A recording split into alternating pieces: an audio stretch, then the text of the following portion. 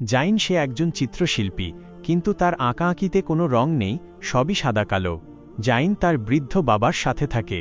তার বাবা খুব অসুস্থ, কিন্তু জাইন দিনরাত পরিশ্রম করে শুধু বাবার চিকিৎসার টাকার জন্য। সে তার নিজের ক্যারিয়ার বা শখের কথা ভুলে গেছে। জাইনের বাবা কথা বলতে পারেন না, কিন্তু তার চোখ সবসময় জাইনের দিকে তাকিয়ে থাকত। একদিন বাবা জাইনকে ইশারায় একটি পুরনো কাঠের বাক্স দেখান।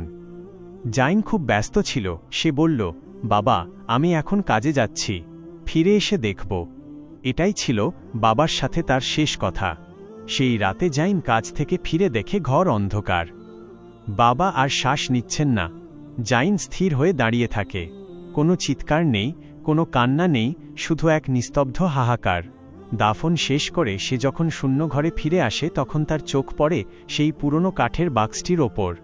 জাইন কাঁপা কাঁপা হাতে বাক্সটি খোলে। ভেতরে কোনো সম্পদ নেই, বরং কয়েকশো ছোট ছোট চিরকুট। প্রতিটি চিরকুটে তারিখ লেখা। একটি চিরকুটে লেখা ছিল, আজ আমার ছেলেটার খুব জ্বর, কিন্তু ও সারা রাত জেগে আমার সেবা করেছে। ইয়া আল্লাহ, ওকে দীর্ঘজীবী করো। অন্যটিতে লেখা, আজ জাইন আমার জন্য একটি রুটি এনেছিল, নিজে না খেয়ে। ও মনে করেছে আমি বুঝিনি, কিন্তু বাবার চোখ তো সব দেখে। সবচেয়ে নিচে একটি বড় খাম ছিল। তাতে লেখা, আমার শেষ বিদায়ের জন্য। খামটি খুলে জাইন দেখে সেখানে একটি অসম্পূর্ণ ছবি। জাইনের ছোটবেলার সেই ছবি, যা সে আঁকতে শুরু করেছিল কিন্তু কোনোদিন শেষ করেনি। সাথে একটি চিরকুট। বাবা জাইন, তুমি যখন ছোট ছিলে তখন তুমি রং নিয়ে খেলতে ভালোবাসতে। আমার অসুস্থতার কারণে তুমি নিজের জীবনের সব রং হারিয়ে ফেলেছ। আমি চলে যাচ্ছি, মানে এই নয় যে জীবন থেমে যাবে।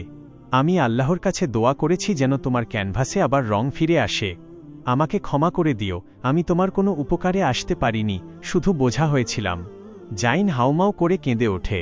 সে বুঝতে পারে তার বাবা নিজেকে সবসময় বোঝা মনে করতেন, অথচ জাইনের কাছে বাবা ছিলেন একমাত্র অবলম্বন। বাইরে তখন বৃষ্টি শুরু হয়েছে। জাইন তার ব্রাশ তুলে নেয়। এবার সে সাদাকালো নয়, বরং উজ্জ্বল রং দিয়ে তার বাবার হাসিমাখা একটি ছবি আঁকতে শুরু করে।